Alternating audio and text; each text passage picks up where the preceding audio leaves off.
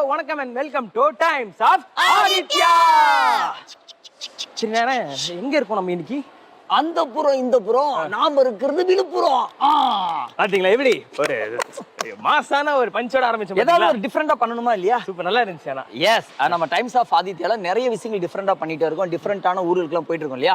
But இன்னைக்கு நம்ம times of Aditya ஒருபடி அப்படி மேல போய் பட்டிமன்றம் பண்ண போறோம். இளமை அரங்கம் அப்படின்னு சொல்லிட்டு ஒரு சூப்பரான ஒரு பட்டிமன்றம் வரப்போகுது. இதுல என்ன தெரியுமா தலைப்பு? சொல்லுங்க. எஸ், இன்றைய திரைப்படங்கள் இளைஞர்களை வளர வைக்கிறதா அலற வைக்கிறதா, இதுதான் டாபிக். ஓகேவா? சரி, இவ்வளவு தூரம் நம்ம பேசிட்டு இருக்கோம்ல, நீங்க என்ன பண்ணிட்டு இருக்கீங்க? இன்னைக்கு நடக்க போற பட்டிமன்றத்துல பார்ட்டிசிபேட் பண்றதுக்காக சில பாயிண்ட்ஸ் நோட் பண்ணிட்டு இருக்கேன்.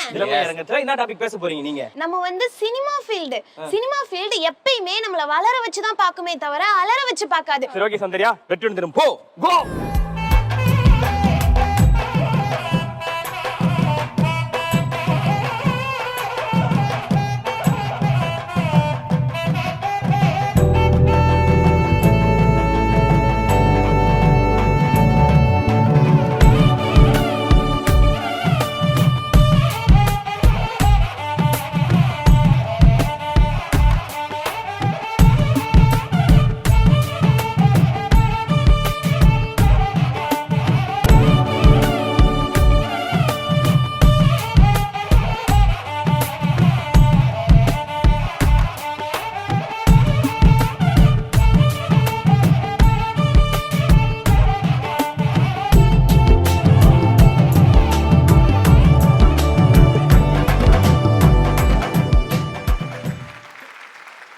சங்கம் வைத்து பிறந்தவளே, அங்கம் முழுதும் நிறைந்தவளே, கண்ணில் நீராய் கரைந்தவளே, கடவுள் உருவாய் தெரிந்தவளே, மொழியாய் வந்த நிறையே, வள்ளுவன் உரைத்த உரையே, உடம்பில் உயிருள்ள வரையே, தமிழே நீ எனக்கு இறையே. பிறந்து சிறந்த மொழிகளுக்கிடையே சிறந்தே பிறந்த தாய்மொழியாம் தமிழ் மொழியை உங்கள் அத்தனை பேரினுடைய கைதட்டலோடு இந்த நல்ல நேரத்தில் வணங்கி, சிரிக்க தெரிந்த மிருகத்திற்கு மனிதன் என்று பெயர், சிரிக்க மறந்த மனிதனுக்கு மிருகம் என்று பெயர்னு வைரமுத்து ஐயா சொன்னார். அப்படி தானும் சிரித்து தனது வாழ்க்கையை சிரிப்பாகவே வைத்திருக்க வேண்டும், மகிழ்ச்சியாகவே வைத்திருக்க வேண்டும், எப்பொழுதும் ஆனந்தமாகவே இருக்க வேண்டும் என்று எப்பொழுதும் ஆதித்யா தொலைக்காட்சியை பார்த்து கொண்டிருக்கக்கூடிய ஆதித்யா நேயர்கள் உங்கள் அத்தனை பேருக்கும் எங்களுடைய இளமை அரங்கத்தின் குழுவின் சார்பாக பெரிய நன்றியை இந்த நேரத்தில் சொல்லி, இந்த சிரிப்பையும் மகிழ்ச்சியையும் குத்தகைக்கு எடுத்த வண்ணமாக ஒரு பட்டாம்பூச்சியினுடைய சரணாலயமாக, ஒரு அழகு தோட்டமாக, மகிழ்ச்சியின் மடலாக, ரோஜாவின் இதழாக அமர்ந்திருக்கக்கூடிய தெய்வானை அம்மாள் கல்லூரி மாணவர்கள் உங்கள் அத்தனை பேரையும் ஆனந்தமும் சந்தோஷமும் உற்சாகமும் சிரிப்பையும் நாங்கள் மொத்தமாக குத்தகைக்கு எடுத்துள்ளோம் என்று அமர்ந்திருக்கக்கூடிய அத்தனை மாணவிகளுக்கும் எங்கள் ஆதித்யா தொலைக்காட்சியின் சார்பாக ஒரு மனமார்ந்த வாழ்த்துக்களையும் நன்றியையும் சொல்லி, இந்த இளமை அரங்கம் என்பது இனி வரக்கூடிய வருங்காலம் இளைஞர் கைகளில் தான் இருக்கிறது என்பதை நிரூபிக்கும் வண்ணமாக ஆதித்யா தொலைக்காட்சி இளமை அரங்கம் என்கிற இந்த ஆயுதத்தை கையில் எடுத்திருக்கிறார். இன்றைய திரைப்படங்கள் இன்றைய இளைஞர்களை வளர வைக்கிறதா அலற வைக்கிறதா என்கிறது தான் இன்றையான இளமை அரங்கத்தினுடைய ஒரு விவாத பொருளாக எடுத்து சிந்திப்பதற்காக இத்தனை பேர் இங்க கூடியிருக்கோம். முதலாவதா சினிமா அவர்கள் போன்ற இளைஞர்களை சினிமா வளர வைத்துக் கொண்டே இருக்கிறது என்று பேசுவதற்காக மதுரை மணி அவர்கள் வந்திருக்காங்க.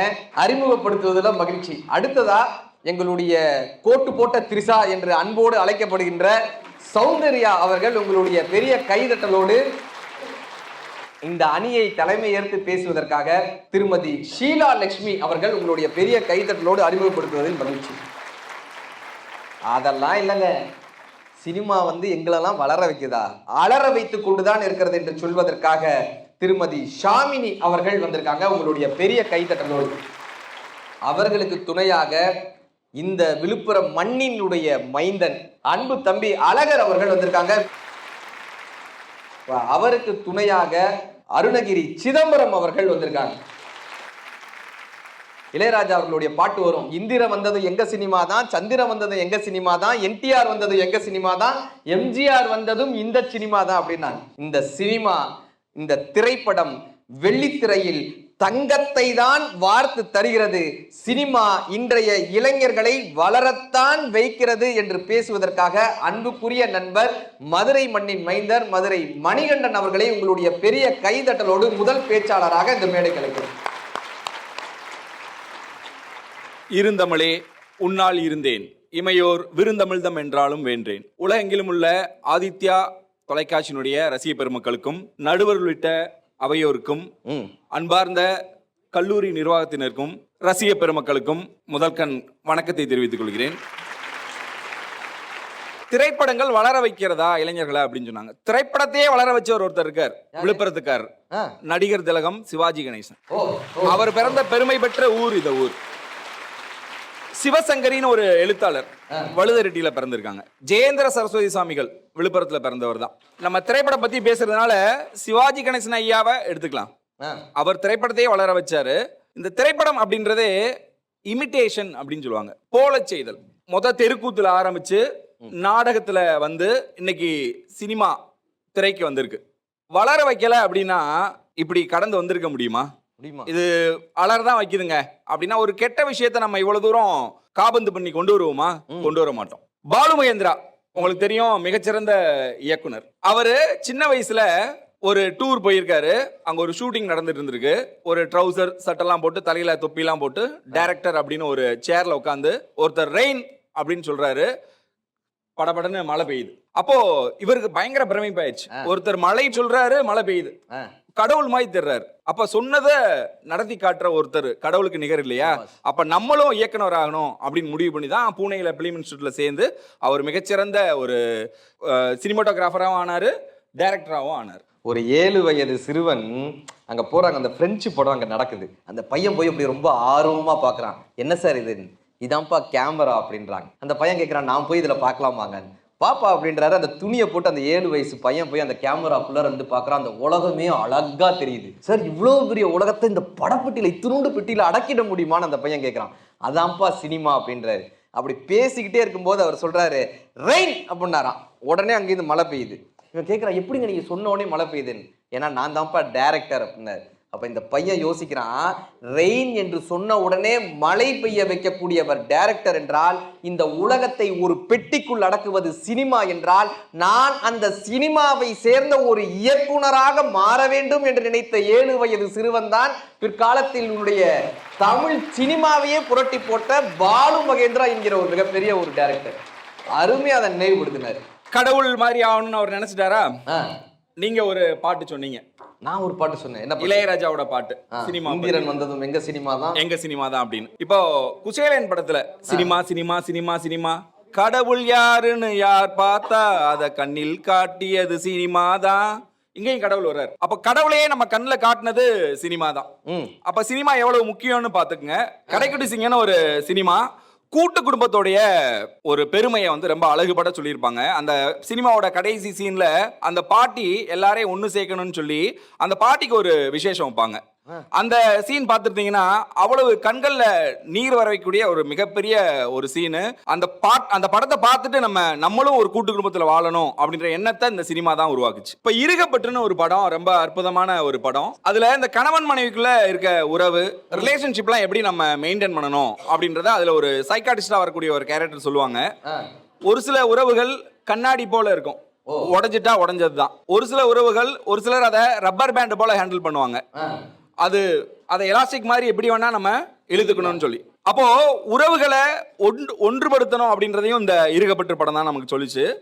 இப்ப சமூகத்துல நமக்கு ஏற்றத்தாழ்வுகள்லாம் நிறைய இருக்கு. இப்ப நம்ம பார்த்திருப்போம், பரியேறும் பெருமாள், மாமன்னன், காலா, இது போன்ற சினிமாக்கள்லாம் வந்து ஜாதிய வேற்றுமையில மறந்து நம்ம ஒற்றுமையா இருக்கணும் அப்படின்றத நமக்கு வந்து ரொம்ப உணர்த்துச்சு. இன்றைய காலகட்டத்தில் அதுதான் நமக்கு தேவை. வேற்றுமையில் ஒற்றுமை அப்படின்றதா இந்தியாவுடைய பெருமை. அந்த வேற்றுமையில் ஒற்றுமையை நம்ம ஃபாலோ பண்ணணும் அப்படின்றத இந்த சினிமாக்கள் தான் நமக்கு வந்து. இந்த விழுப்புரத்தை மையமா வச்சுதான் ஜெய் பீம் அப்படின்னு ஒரு சினிமா வந்தது.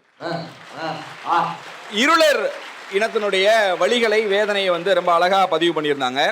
அந்த ஜெய் பீம் படத்துல ஒரு அற்புதமான பாட்டு வரும். ராஜமுருகன் அவர்களுடைய வரிகள் அந்த பாட்டு, தலக்கோதும் இளங்காத்து சேதி கொண்டு வரும், மரமாகும் விதையெல்லாம் வாழ சொல்லி தரும். என்னப்பா அர்த்தம்னாங்க, நம்ம இந்த கேட்கிறோம்லப்பா சில வார்த்தைகளை சும்மா தான் உட்காந்துருப்போம். இந்த காத்து வந்து காதுல புகுறது இல்ல, இந்த காத்து என்ன பண்ணுமா, நல்ல செய்திகளை நமக்கு தெரியாமல் நம்ம காத்து வந்து காதுல புகுத்திட்டு போயிடுமா. தலை கோதும் இளங்காத்து சேதி கொண்டு வரும்.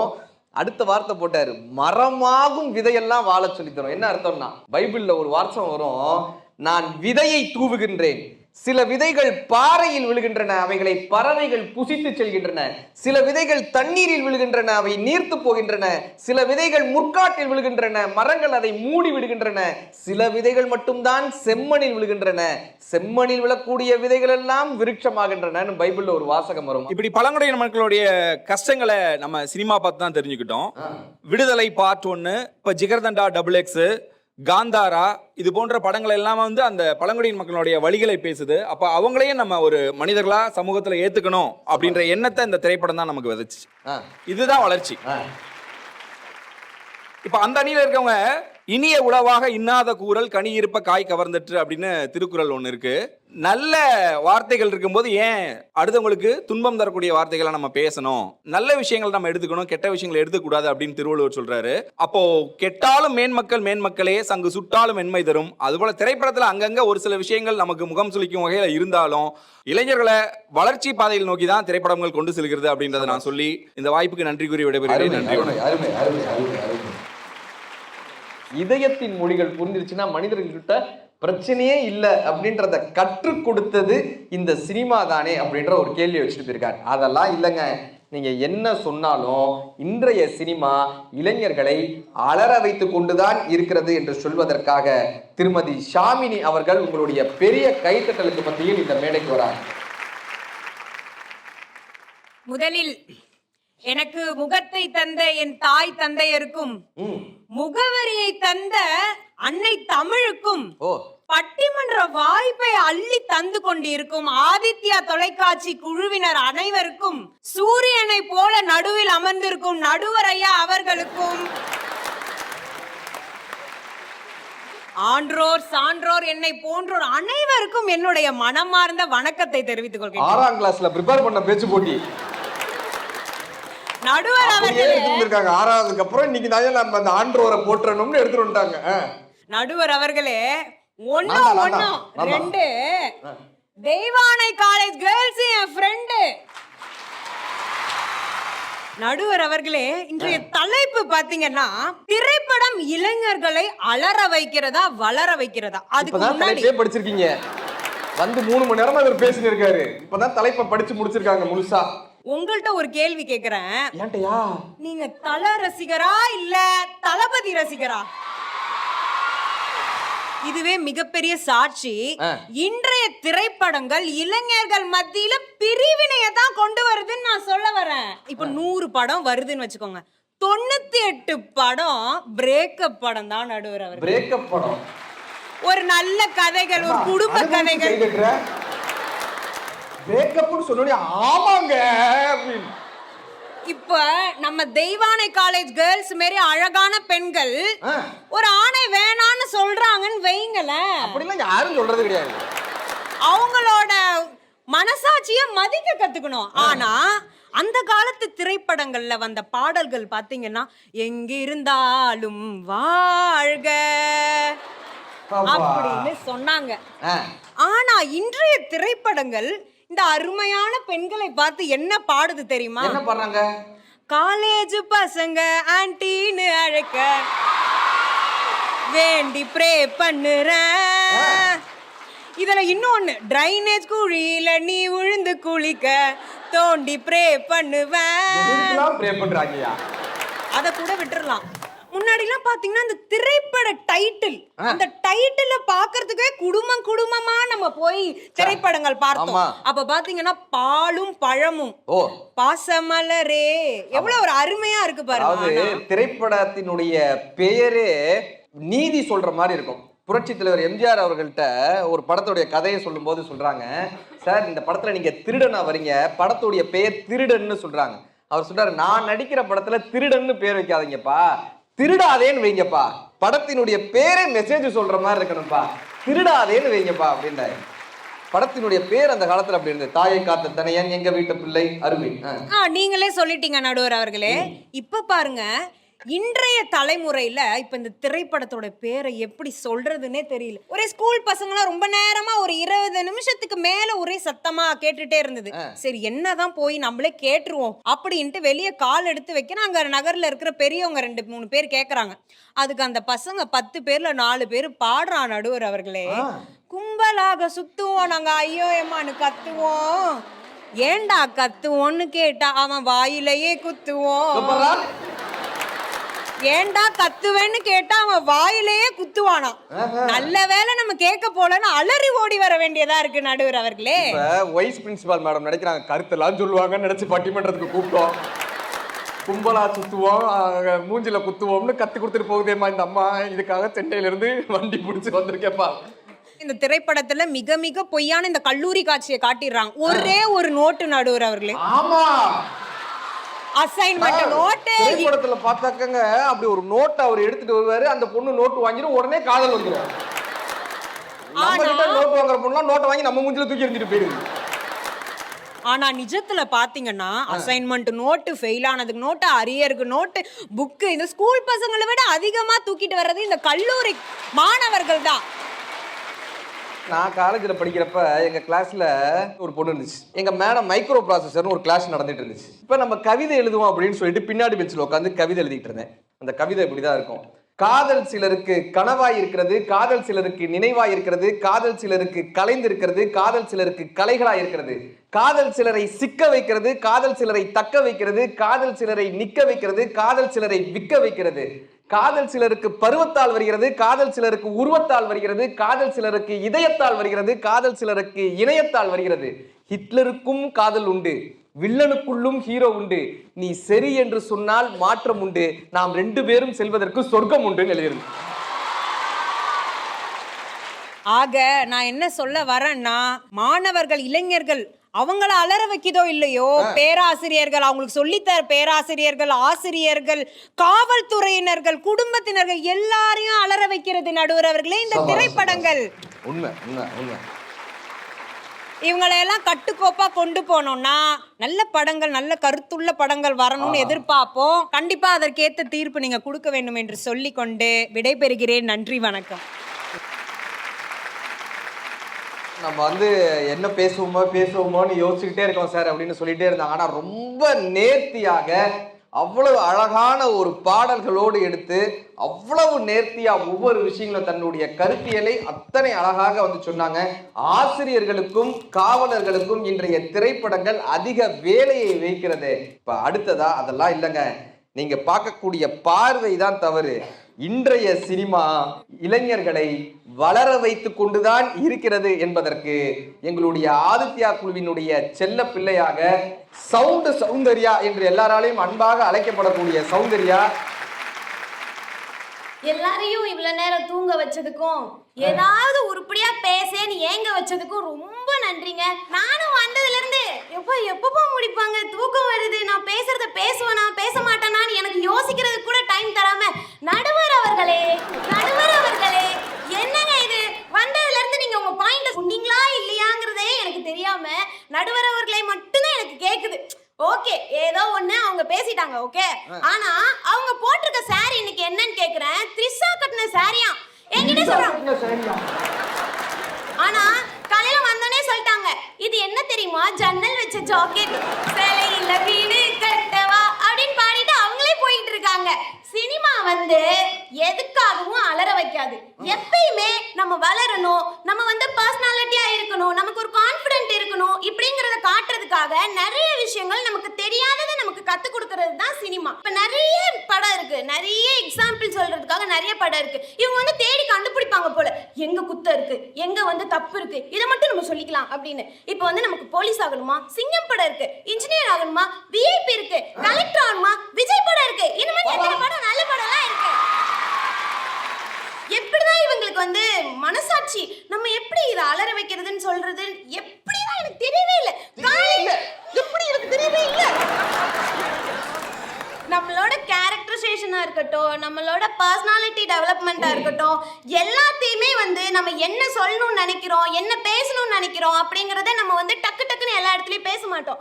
ஆனால் அதை தத்ரூபமாக நமக்கு இது நான் தானே, இது ஏன் கேரக்டர் மாதிரி இருக்கே அப்படின்னு நம்ம பார்க்கறது வந்து ஒரு படத்து மூலியமா பார்த்து தான் நம்ம வந்து சில விஷயங்கள்லாம் நம்ம தெரிஞ்சுக்கிறோம். காதல், கல்யாணம், ஃபேமிலி, ரிலேஷன்ஷிப், சொந்தம், பந்தம் எல்லாத்தையுமே நமக்கு வந்து கனெக்ட் பண்ணி ஒரு சூப்பரா காட்டுறது வந்து நமக்கு படம் தான்.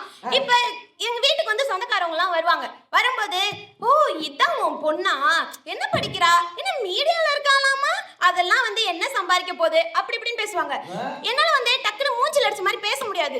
ஏய் ஆன்ட்டி வெள்ள போடி அப்படின்லாம் என்னால சொல்ல தெரியாது. ஸோ அப்படி நான் சொல்லிட்டனாலும் எங்க அம்மா எனக்கு கண்ணத்திலே ஒண்ணு விடுவாங்க. இதுக்காக நான் என்ன பண்ணுவேன்னா, ஏதாவது ஒரு படத்தை தேடி தேடி தேடி அந்த ஆன்ட்டியை எந்த படத்துல திட்டிருக்காங்க, ஏதாவது ஒரு ரிஃப்ளெக்ஷன் இருக்கா அப்படின்னு பார்த்து அதை எடுத்து நான் ஸ்டேட்டஸ் வச்சுப்பேன். அந்த ஆன்ட்டியும் புரிஞ்சுக்கும், எங்க அம்மாவும் புரிஞ்சுப்பாங்க. இது நல்ல ஐடியாவா இருக்கேங்க. இப்ப அந்த அத்தைக்கு தெரியும்ல, நம்ம தொண்டை இவ திட்டி இருக்கான். அது வந்து கீழே மென்ஷன் பண்ணிடுவேன், டேக் தட் ஆன்ட்டி அப்படின்னு. Take that anti. எங்க அப்பாக்குலாம் வந்து கொஞ்சம் கூட அறிவே இருக்காது. எங்க அப்பாக்குன்னு இல்ல, என்னமா படக்குன்னு இப்படி சொல்லிவிட்ட? காமனா வந்து இவ்வளவு நேரம் அவங்க அப்பா பெருமையோட பாத்திருப்பாரு. அப்பா நம்ம புள்ள பாரு இளமை அரங்கத்துல பேசுது அப்படின்னு சொந்தக்காரங்களாம் கூப்பிட்டு வச்சு உட்கார்ந்து இருப்பாரு. இப்ப சொல்லிருப்பாங்க சௌந்தர்யா, எங்க அப்பாக்கெல்லாம் அறிவே கிடையாது சார். அவங்க ஒரு நகைச்சுவைக்காக சொல்றாங்க சார். அதுக்காக நீங்க வந்து எல்லார்ட்டையும் போய் என் பிள்ளைக்கு அறிவே கிடையாது, அது போய் ஆதித்யா டிவில இப்படிலாம் சொல்லணும்னு சொல்லிடாதீங்க. சில அப்பாக்கெல்லாம் வந்து யார்கிட்ட எப்படி பேசணும், என்ன பேசணும், நம்ம பொம்பளை பிள்ளை வளர்த்துருக்கோம், அவளுக்கு எப்படி மரியாதை கொடுக்கணும் அப்படிங்கறதே தெரியவே தெரியாது. ஆனா இப்போ ஒரு படம் வந்துச்சு, டான் மூவி. டான் மூவி பார்க்கும்போது நானே அதை எடுத்து ஸ்டேட்டஸ் போடுறேன்.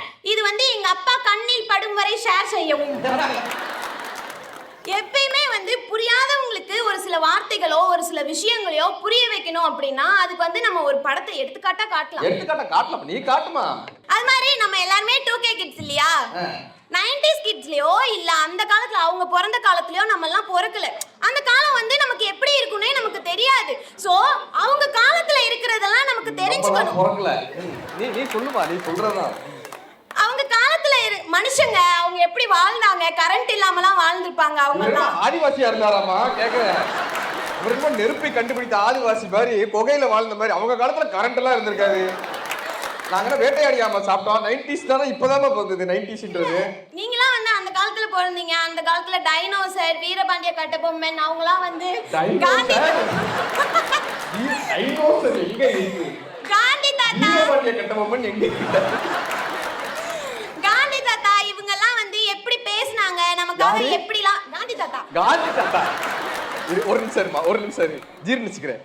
டைனோசர், வீரபாண்டிய கட்டபொம்மன், காந்தி தாத்தா, இந்த மூணுக்கும் லைன் வரைஞ்சு பாக்குற எங்கேயுமே ஒட்ட மாட்டேங்குதேமா. இல்ல அதெல்லாம் வந்து அவங்க எப்படி இருந்தாங்க, டைனோசர் எப்படி இருந்துச்சு, வீரபாண்டிய கட்டபொம்மன் வந்து எப்படி பேசினாங்க, காந்தி தாத்தா வந்து நமக்கு எப்படி சுதந்திரம் வாங்கி கொடுத்தாங்க, இதெல்லாம் அந்த காலத்துல பிறந்தாங்க என்னால பார்க்க முடியும். ஆனா இப்போ ஒரு டிவி பார்த்தோ இல்ல அந்த மூவியாவோ எடுத்தோ எங்களுக்கு நீங்க இருந்த காலத்துல எப்படிலாம் நீங்க வாழ்ந்தீங்க அப்படிங்கறதையும் நாங்க பாத்துக்கிறோம். அந்த காலத்தையும் பாக்குறோம், இந்த காலத்தையும் பாக்குறோம், ஃபியூச்சரையும் பார்ப்போம். வீரபாண்டிய கட்டபொம்மன் யாரும் தெரியாது, வரலாற்றுல படிச்சிருப்போம். ஆனா அந்த வீரபாண்டிய கட்டபொம்மன் யார் என்பதை நமக்கு திரைப்படம் தானே காமிச்சிச்சு. இன்றைக்கும் அந்த திரைப்படத்தை பார்க்கும்போது வானம் பொழிகிறது பூமி விளைகிறதுன்ற அந்த வசனத்தை கேட்கும் போது நமக்கு அந்த உற்சாகம் வர்றதில்லை. சுப்பிரமணிய பாரதியாரை நேரில் பார்த்தது கிடையாது, திரைப்படங்கள் நமக்கு காமிச்சிச்சு. கப்பலோட்டிய தமிழனை நேரில் பார்த்தது கிடையாது, கப்பலோட்டிய தமிழனை திரைப்படங்கள் தானே அறிமுகப்படுத்தியச்சு. இப்படியான சுதந்திர போராட்ட வீரர்களை ராஜராஜ சோழன் யாருன்னே தெரியாது, ராஜராஜ சோழனை திரைப்படங்கள் தானே அறிமுகப்படுத்திச்சு. பொன்னியின் செல்வன் என்று அருண்மொழிவர்மனை எங்களுக்கு காட்டியது இந்த திரைப்படம் தானே. இப்போ வந்து ரீசெண்டா ஒரு படம் வந்துச்சு சித்தா அப்படின்னு சொல்லிட்டு. அந்த படம் பார்க்கும்போது எனக்கு சின்ன வயசுல என்னெல்லாம் நடந்துச்சு, இல்ல என்ன சுத்தி இருக்க கேர்ள்ஸ்க்கு சின்ன வயசுல என்னெல்லாம் நடந்திருக்கோ அதை அப்படியே காட்டியிருக்காங்க. நான் வந்து வீட்டுல சொல்லிக்கிட்டு இருக்கேன், இப்படிதான் வந்து எனக்கு இருந்துச்சு தெரியுமா, நான் வந்து இதை வெளியில என்னால சொல்ல முடியல, ஆனா இப்ப வந்து என்னால சொல்றதுக்கு அந்த தைரியத்தை கொடுத்ததே.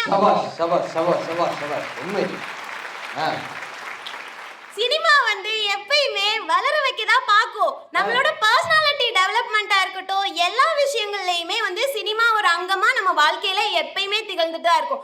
எது வேணா அழியலாமே தவிர சினிமா எப்பயுமே அழியாது. பாலும் தண்ணியும் எப்படி பிரிக்க முடியாதோ அதே மாதிரி தான் நம்மளையும் சினிமாவையும் பிரிக்க முடியாது. ரொம்ப ஒரு இயல்பான பேச்சை கொடுத்துட்டு போனாங்க. அடுத்ததாக இன்றைய சினிமா இளைஞர்களை அலற வைத்து கொண்டுதான் இருக்கிறது என்று சொல்வதற்காக இந்த மண்ணினுடைய மைந்தர் அன்பு தம்பி அழகர் செல்வராஜ் அவர்கள் உங்களுடைய பெரிய கைதட்டலுக்கு மத்தியில் இந்த மேடைக்கு வரும். திங்களோடு பிறந்தவளும் தென்றலோடு நடந்தவளும் தென்பொதிகை மலை சந்தனத்தில் புதுமணத்தில் தோய்ந்தவளும் எந்தையும் தாயும் கொஞ்சு குலாவி சிந்தை மகிழ்ந்திட சிறந்தவளும் என் நாவை அசைக்கும் நற்றமிழ் நங்காய் வாழி முத்தம் தந்து முகம் தழுவும் முத்தமிழ் மங்காய் வாழி என தமிழ் எண்ணெயை வாழ்த்தி. இப்போ முன்னாடி பேசினாங்க சவுண்டு சௌந்தர்யான்னு சொல்லிட்டு, எங்க அப்பாவுக்கு அறிவே இல்லைன்னு சொல்லிட்டு, தாயை போல சேலை நூலை போல பிள்ளை மறந்துடக்கூடாது. நீங்க கேக்குறீங்க என்ன கேக்குறீங்க, இவங்க வந்து தொப்பை மட்டும்தான் குறை சொல்றாங்க, நல்லது கெட்டது பிரிச்சு பிரிச்சு பாக்குறாங்க அப்படின்னு நீங்க சொல்றீங்க. ரைட்டு தான். நான் கேட்கிறேன், எத்தனை தமிழ் படங்கள் ஆஸ்கார் விருதுகளை வாங்கி கொடுத்தது? சார் இன்னைக்கு நம்ம இப்போ படம் பார்க்க போறோம், யூ சர்டிபிகேட் எத்தனை படத்துக்கு சார் இன்னைக்கு வர படத்துக்கு இருக்கு? எந்த படத்துக்குமே இல்லையே. இப்போ 40 கோடி ரூபாய் சம்பளம் வாங்குறாரு ஒரு நடிகர், அவரு 40,000 ரூபாய் டிஷர்ட் போடுறாரு. ரைட்டு, 40 கோடி ரூபாய் வாங்குறீங்க, நீங்க 40,000 ரூபாய் டிஷர்ட் போறீங்க. நான் 40 ரூபாய்க்கு டிஷர்ட் கிடைக்குமான்னு பாக்குறேன், என் சம்பளமே 400 ரூபாய், இஎம்ஐல டிஷர்ட் கிடைக்குமான்னு பாக்குறேன். சினிமாவை பார்த்து ஆடம்பரத்தை வளர்த்து கொண்டார்கள் இளைய தலைமுறையினர். அதனால் தான் நாங்க சொல்றோம், எங்களை எல்லாம் இது அலற வைக்கிறதுன்னு சொல்றோம். எனக்கு என்ன வருத்தம் என்றால், ஏன் இந்த நாங்கள சினிமா இன்றைய திரைப்படங்களை பார்த்து அலறுகிறோம் என்றால், நைஜீரியாவில் கால்பந்தாட்ட வீரர்களுக்கு அடிமையாகிறார்கள், ஆஸ்திரேலியாவில் கிரிக்கெட்டுக்கு அடிமையாகிறார்கள், ஜப்பானியர்கள் தொழிலுக்கு அடிமையாகிறார்கள், அமெரிக்கர்கள் வணிகத்துக்கு அடிமையாகிறார்கள். ஆனால் ஏனோ தெரியவில்லை, என் இந்திய இளைஞர்கள் மற்றும் திரைப்படங்களுக்கு அடிமையாகி விடுகிறார்கள். அதுதானே எங்களுடைய வருத்தமா இருக்கு. செழியன் என்பவர் எழுதியிருக்கிறார் உலக சினிமா பாகம் 1, 2, 3 அப்படின்னு. அந்த புத்தகத்தை படித்து பாருங்கள். உலகத்தில் பல மாற்றங்களையும் திறப்பங்களையும் மாற்றியது உலக சினிமா என்ற ஒரு புத்தகம் தான். சினிமா என்றால் என்ன, சினிமாவை வைத்து என்ன சாதிக்க முடியும் என்பதை நீங்கள் உணர்ந்து கொள்வீர்கள். ஆகவே இந்த இப்பொழுது இல்ல திரைப்படங்கள் எங்களை அலற வைக்கிறது என்று கூறி, என் படைக்கு நானே போதும், நான் மட்டுமே போதும், தமிழ் எனக்கு அந்த தைரியத்தை கொடுத்திருக்கிறது என்று கூறி, நல்லதொரு வாய்ப்பினை வழங்கிய இந்த கல்லூரிக்கும் ஆதித்யா தொலைக்காட்சிக்கும் மிகப்பெரிய நன்றிகள் என்று கூறி உங்களிடமிருந்து விடைபெறுகிறது நான் உங்கள் இளம் அழகர் செல்வராஜ். சினிமா மக்களை இந்த அளவுக்கு ஊடுருவிருக்கிறது, மக்களினுடைய வாழ்க்கையை இந்த அளவிற்கு பாதித்திருக்கிறதுன்றத ஒரு அழகான ஒரு தமிழ் நடையில கொண்டு வந்து கொடுத்தாரு. அதெல்லாம் இல்லைங்க, இன்றைய சினிமா இளைஞர்களை வளர வைத்துக் கொண்டுதான் இருக்கிறது என்று சொல்வதற்காக சென்னையிலிருந்து அன்பிற்கினிய தோழி ஷீலா லட்சுமி அவர்கள் வந்திருக்காங்க. உங்களுடைய பெரிய கைதட்டலோடு. உலகம் முழுவதும் இருக்கின்ற தமிழ் மக்களை தினம் தினம் சிரிக்க வைத்துக் கொண்டிருக்கின்ற ஆதித்யா தொலைக்காட்சி நேயர்கள் அனைவருக்கும் எங்களுடைய பட்டிமன்ற குழுக்களின் சார்பாக அன்போடு நன்றியை தெரிவித்துக் கொள்கின்றோம்.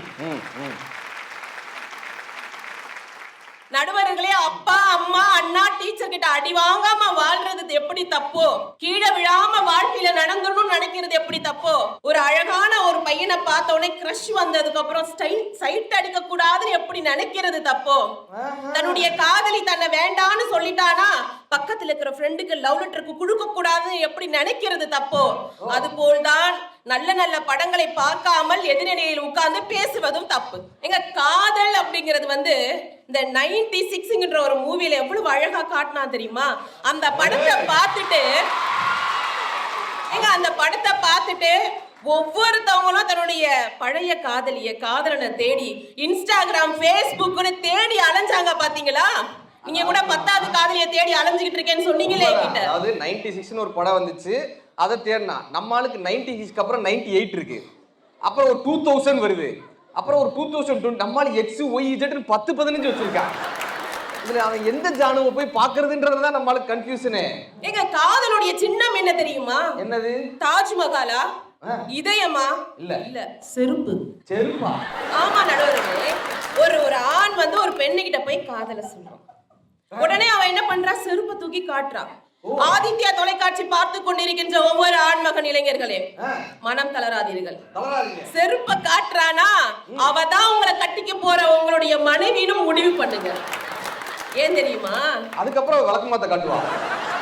நடுவர்களே, ஒரு கண்ணு இல்லாம இன்னொரு கண்ணால வாழ்ந்துடலாம், ஒரு காது கேட்கலனா கூட இன்னொரு காதை வச்சு வாழ்ந்துடலாம், ஒரு கை இல்லைனா கூட இன்னொரு கையோட வாழ்ந்துடலாம், ஒரு கால் இல்லைனா கூட இன்னொரு காலோட வாழ்ந்துடலாம். ஒரு செருப்பு இன்னொரு செருப்பு இல்லாம வாழ்ந்துட முடியுமா? ஜோடியை பிரிக்கவே முடியாதுங்க.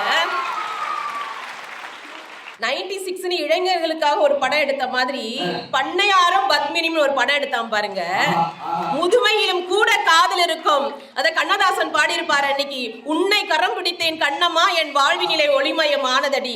1000 உறவுகள் இருந்தென்ன ராபம், வேறென்ன நீ எழுந்தா நான் வீழ்ந்து விடாதிருப்பேன் அப்படின்னு பாடினார். பாத்தீங்களா? ஓடும் வயதாக கூடும் ஆனாலும் அன்பு மாறாதது, மாலையிடும் சொந்தம் முடிபோட்ட பந்தம் பிரிவென்னும் சொல்லை அறியாததுன்னு எழுதியிருப்பாரு. அந்த முதுமை காதல், அந்த கணவன் மனைவி இருக்கிற காதல் தான் அந்த பண்ணையார பத்மினியிலும் அழகா சொல்லியிருப்பாங்க. உனக்காக பிறந்தேனே எனதழகா, பிரியாமல் இருப்பேனே பகலிரவா, உனக்கு வாக்கப்பட்டு வருஷங்கள் போனா என்ன, போகாது போகாது நம்முடைய பாசம் சொல்லிட்டு சொல்றானா அந்த முதுமை காதலை எவ்வளவு அழகா காட்சிப்படுத்தி இருக்கிறாரு. ஒரு பாடல் ஒரு இளைஞர்களை எப்படி வளர வைக்கிறதுக்கு ஒரு உதாரணம் இருக்கிறது. ஒவ்வொரு பூக்களுமே சொல்லுகின்றதே. அந்த பாட்டுல உளி தாங்கும் கற்கள் தானே மண் மீது சிலையாகும், வலி தாங்கும் உள்ளம் தானே நிலையான சுகமாகும்.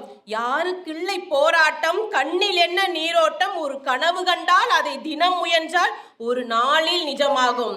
இதை கோயில் இருக்கின்ற கல்வெட்டுல எழுதி வைக்கலங்க. பாவிஜய் எழுதின இந்த பாட்டு பாட புத்தகத்திலே வந்திருக்கிறது என்று சொன்னால் அதுதானே இளைஞர்களை வளர வைக்கிறது என்ற அர்த்தம். எத்தனை படங்கள் திரைக்கதைகளாக வந்திருக்கிறது, திரைக்கதை புத்தகங்களாக வெளியிட்டிருக்கிறார். ஒரு கதை சிறப்பாக இருப்பதனால்தான் புத்தகங்களாக வெளியிட்டிருக்கிறார்கள். ஆடுகளம், யுத்தம் செய், காட்ஃபாதர், ஓனாயும் ஆட்டுக்குட்டியும், பிசாசு, அஞ்சாதே, இப்படி பல வகையான படங்களை திரைக்கதைகளாக புத்தகங்களாக வெளியிட்டிருக்கிறார்கள் என்று சொன்னால் அதை இளைஞர்கள் படித்துவிட்டு Facebookல ட்வீட் பண்றாங்க, ட்விட்டர்ல ட்வீட் பண்ணிட்டு இருக்காங்க. இந்த படத்தை நான் 3 முறை பார்த்தேன், இந்த புத்தகத்தை நான் 10 முறை படிச்சுக்கிட்டு இருக்கேன், அவ்வளவு அழகா காட்சிப்படுத்தி காட்டி இருக்காங்கன்னு சொல்றாங்கன்னா ஒரு திரைப்படம் ஒரு இளைஞனை நல்ல வழியில் தான் கொண்டு செல்கின்றது. இன்னும் ஒரே ஒரு செய்தியில முடிச்சுக்கலாம். அயலின்னு ஒரு படம் வந்ததுங்க. ஒரு பொண்ணு வயசுக்கு வந்துட்டானா, 10வது படிக்கிற படிப்பு வந்துருச்சுனாலே அவளை படிக்க கூடாது, வயசுக்கு வந்தாலே வெளியில போக கூடாது, உடனே கல்யாணம் பண்ணி வைக்கணும் அப்படிங்கிற ஒரு மிகப்பெரிய ஒரு மாற்றத்தை அடித்து உடைத்ததுதான் அயலி என்ற ஒரு திரைப்படம்.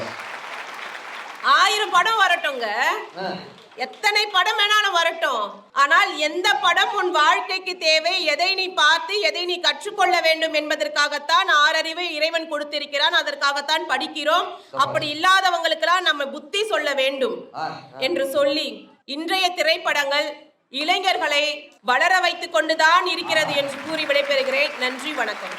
பேச்சிலேயே ஒரு வித்தியாசமான ஒரு பேச்சுங்க.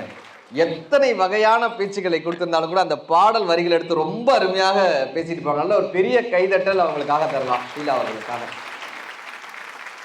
இன்றைய திரைப்படங்கள் இளைஞர்களை அலற வைத்துக் கொண்டுதான் இருக்கிறது என்பதற்கு முத்தாய்ப்பா இறுதி பேச்சாளராக அருணகிரி சிதம்பரம் அவர்கள் உங்களுடைய கைதட்டலுக்கு மத்தியில் இந்த மேடைக்கு நல்ல ஒரு பெரிய கைதட்டலோடு அவர் மேடை கலைக்கலாம்.